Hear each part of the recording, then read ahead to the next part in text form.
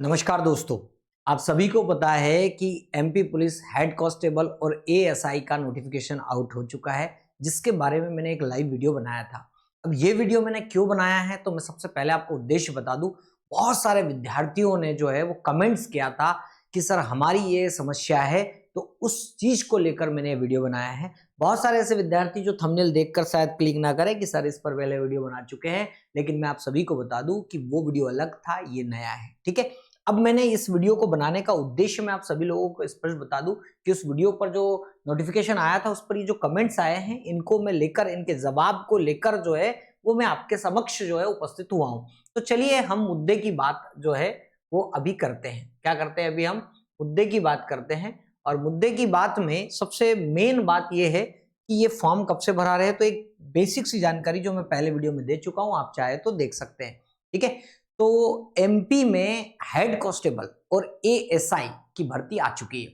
अब ये बोलेंगे कि इससे पहले भी एक भर्ती आई थी। जी हां, लेकिन ये भर्ती केवल उन लोगों के लिए है जिनका कंप्यूटर में जो है, जिनको विशेषज्ञता हासिल है। या तो किसी ने कंप्यूटर में डिग्री किया है या कंप्यूटर में डिप्लोमा किया है। अगर आपने कंप्यूटर में कोई डिग्री और कोई डिप्लोमा नहीं किया तो ये वैकेंसी आपके लिए नहीं है। बस यही स्पष्टीकरण को लेकर मैं आप लोगों के सामने उपस्थित हुआ हूं। चलिए बात करते हैं मुद्दे की। मुद्दे की बात यह है कि ये एएसआई सहायक उप निरीक्षक और प्रधान आरक्षक है ना, कंप्यूटर की भर्ती है दोनों की, है ना। अब जैसे कि आपको पता है एआई का जमाना आ गया है, तो ज्यादा से ज्यादा कंप्यूटर वाले लोगों की आवश्यकता होगी। तो ये जो है ये भी सीधी भर्ती है आप सब लोगों के लिए। ठीक है। तो फॉर्म 5 तारीख से भराना शुरू हो गए हैं, है ना। और ये फॉर्म 19 तारीख तक भराएंगे। ठीक है। अब ये परीक्षा जो आपकी होगी वो आपकी परीक्षा दिनांक भी दे दिया 24/3। अगर आप देखेंगे तो 24/3, 24 मार्च से आपकी परीक्षा की है भाई साहब, दोनों पॉली में होगी। अब आगे चलते हैं। अब बात सबसे मुद्दे की बात यह है, मैं आपको स्पष्ट तौर पे बता देता हूं, जो इतने कमेंट्स आपको दिखाई दे रहे हैं, ये जो कमेंट दिखाई दे रहे हैं, इन सब का केवल एक ही जवाब है और बिल्कुल सरल शब्दों में कि आपको न्यूनतम शैक्षणिक जो है वो योग्यता या अर्हताएं क्या क्या होनी चाहिए। तो मैं आपको स्पष्ट बता देता हूं कि जो एएसआई है कंप्यूटर वाले, क्योंकि ये कंप्यूटर की भर्ती है एएसआई, उसमें अगर आपका ग्रेजुएशन है तो ही आप जो है ये फॉर्म भर पाएंगे। मैं आपको पहली बात। दूसरी बात, अगर आपका ग्रेजुएशन नहीं है तो आपने 3 वर्ष का जो आपका पॉलिटेक्निक होता है, जो राजीव गांधी विश्वविद्यालय के जिसके द्वारा मान्यता प्राप्त है, जैसे कि बी वालों को जो एमपी में जो है मान्यता जो देता है, जैसे कि आप और हम जो है इंदौर जिलों की बात कर रहा हूं मैं, जैसे कि सागर यूनिवर्सिटी भी है, अलग अलग जो संभाग है, अलग अलग संभाग में अलग अलग यूनिवर्सिटी है। ऐसे ही मध्य प्रदेश के जो टेक्निकल है, तो टेक्निकल में जो है वो राजीव गांधी विश्वविद्यालय जो कि भोपाल में, उसके द्वारा मान्यता प्राप्त पॉलिटेक्निक से अगर आपने डिप्लोमा किया है तो आप फॉर्म भर पाएंगे 3 वर्ष का। ठीक है, ये बात ध्यान रखें। अब आगे चलते हैं। तो आप सभी को मैं बता दूं कि अगर आपके पास जो है वो ग्रेजुएशन है या पोस्ट ग्रेजुएशन है कंप्यूटर में, ठीक है, कंप्यूटर में जिसने एक सब्जेक्ट के रूप में भी अगर आपने पढ़ा है तो आपका जो है वो आप ये फॉर्म भर पाएंगे। जैसे बीकॉम कंप्यूटर है तो भी आप फॉर्म भर पाएंगे। ठीक है, क्लियर है। तो एक सब्जेक्ट का कंप्यूटर होना जरूरी है। अगर नहीं किया ग्रेजुएशन तो आपका पॉलिटेक्निक होना कंप्यूटर में बहुत जरूरी है, वही एएसआई का फॉर्म भर पाएंगे। ये मैं आपको क्लियर कर देता हूं। दूसरी बात, अगर आप हेड कांस्टेबल प्रधान आरक्षक कंप्यूटर में देना चाहते तो 12th में आपका भौतिकी मतलब फिजिक्स के साथ या फिर बायो या गणित के साथ, बायो या गणित के साथ, सीधी सी बात है, फिजिक्स केमिस्ट्री का होना जरूरी है, तो ही आप दे पाएंगे। अब बहुत सारे विद्यार्थियों ने मुझे कमेंट किया, सर हमने डीसी किया है, हमने पीजीडीसी किया है, तो हम फॉर्म भर पाएंगे?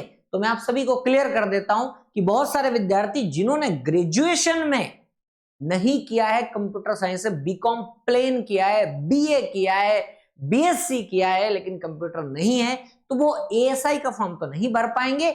लेकिन अगर आपके 12th में बायो या मैथ के साथ फिजिक्स केमिस्ट्री है तो आप भले ही ये फॉर्म नहीं भर पाएंगे, यहां पर आपका डिप्लोमा काम करेगा 1 साल का, जो कि आपने डीसीए किया है या पीजीडीसीए किया है, पीजीडीसीए, तो यहां पर आपका जो डिप्लोमा है वो काम करेगा और वो काम केवल आप हेड कांस्टेबल की भर्ती के लिए करेगा। ये बात ध्यान रखिएगा। ठीक है, तो ये मैंने आप लोगों को पूरी तरह से पहले ही क्लियर कर दिया है कि अगर हेड कांस्टेबल की जो भर्ती है, अगर उसमें आपने 3 वर्षीय डिप्लोमा भी अगर आपने किया होगा, मतलब पॉलिटेक्निक भी किया होगा, तो पॉलिटेक्निक वाला व्यक्ति इधर भी दोनों में ही फॉर्म भर सकता है। ठीक है, अब परीक्षा का पैटर्न क्या होगा इस पर भी हम चर्चा करेंगे। तो जो हमारे कमेंट से जरा मैं ले लेता हूं क्या है। अब देखो ये व्यक्ति बोल रहे हैं हमको, किसने बोला है, AI दीपक कह रहा है सर मैंने 12th बायो से की है, DCA का एग्जाम दिया है बट रिजल्ट नहीं आया। तो मैं आप सभी को बता दूं कि रिजल्ट नहीं आया तो भाई नहीं दे पाओगे, क्योंकि रिजल्ट पूरा क्लियर आउट चाहिए, परीक्षा ही है। तो जब तक आपका क्लियर नहीं हुआ है, कोई भी विद्यार्थी, इसमें आप देखना कमेंट्स रिपीट होंगे, किसी भी विद्यार्थी का रनिंग जो है यहाँ मान्य नहीं है, पूरी तरह से कंप्लीट होना चाहिए। ठीक है, अब देखो अंतर जाति विवाह के लिए सरकार छूट दे रही है क्या, तो भाई वो आयु में छूट मिल जाएगी, है ना, पुरस्कार अगर आपको प्राप्त है तो। ठीक है, बाकी कोई छूट नहीं है। ठीक है, चलिए, तो हमारा बायोलॉजी फिजिक्स केमिस्ट्री से 12th है, BCA MCA किया तो बहुत अच्छी बात है, सोने पे सुहागा भी कर लिया आपने। तो आप जो है, ये व्यक्ति जो है वो दोनों पोस्ट के लिए एलिजिबल है। ठीक है, क्योंकि इन्होंने क्या है, इन्होंने MCA भी कर लिया है और BCA भी कर लिया है। ठीक है, आगे चलते हैं। तो ग्रेजुएशन में BSc कंप्यूटर साइंस से बिल्कुल भर सकते हैं, जिनका ग्रेजुएशन में BSc कंप्यूटर साइंस है। ठीक है, बड़े दिनों के बाद दिखाई दिए, क्या करूं भाई, तुमने नहीं देखा, मैं तो हमेशा से यूट्यूब पर अवेलेबल हूं, पिछले 5-6 सालों से, तो है ना सर। 12th में PCM है और बैचलर कंप्यूटर साइंस है। तो भैया अंतर सिंह, अंतर संगीता, ये सब लोग फॉर्म भर सकते हैं जितने भी विद्यार्थी है। फिर मैं आपको आगे ले लेता हूं, कंप्यूटर से डिप्लोमा नहीं है, CPCT क्वालिफाइड है भाई साहब, तो भर सकते हैं, बिल्कुल नहीं भर सकते भाई, डिप्लोमा का होना जरूरी है, क्योंकि ये विशेष वैकेंसी कंप्यूटर वालों के लिए, तो आप नहीं भर सकते। ठीक है, पहले दो प्रैक्टिकल पेपर, फिर फिजिकल में क्वालिफाई, फिर केवल 75 के पोस्ट आसपास, भाई 75 ही पोस्ट है, आप क्या कर सकते हैं, जो भी दिए उन्होंने बस यही है। मैंने भी टेक से किया, CS फॉर्म भर सकता हूँ, मैंने भी BTech किया है, हाँ तो भर सकते हो, क्यों नहीं भर सकते हो, है ना। हमारा बायोलॉजी फिजिक्स केमिस्ट्री है, वही बात है। PGDCA वाले भर सकते हैं, BSc बायो से है, बिल्कुल भर सकते हैं। लेकिन आप जो है BSc बायो से किया है और PGDCA किया है, तो आप हेड कांस्टेबल का भर सकते हैं, वो आप नहीं भर पाएंगे, क्योंकि उसमें ग्रेजुएशन में एक कंप्यूटर होना जरूरी है। आगे चलते हैं। PGDCA रनिंग वाले नहीं कर सकते भाई, रनिंग वाला कोई भी अप्लाई नहीं कर सकता, BA सेकंड ईयर बिल्कुल नहीं कर सकते। DCA वाले भर सकते हैं, लेकिन 12th में फिजिक्स मतलब बायो या मैथ के साथ फिजिक्स केमिस्ट्री होना जरूरी है, और वो भी केवल हेड कांस्टेबल के लिए भर पाएंगे। ठीक है, मेरा फाइनल रिजल्ट आ गया है तो कैसे भरूं, मतलब फाइनल रिजल्ट नहीं आया, फाइनल रिजल्ट अगर नहीं आया तो आप फॉर्म नहीं भर सकते। BSc कंप्यूटर साइंस से अप्लाई कर सकते हो, कोई दिक्कत नहीं है। ठीक है, आगे चलते हैं। BSc कंप्यूटर साइंस की है, बिल्कुल भर सकते हो दोनों।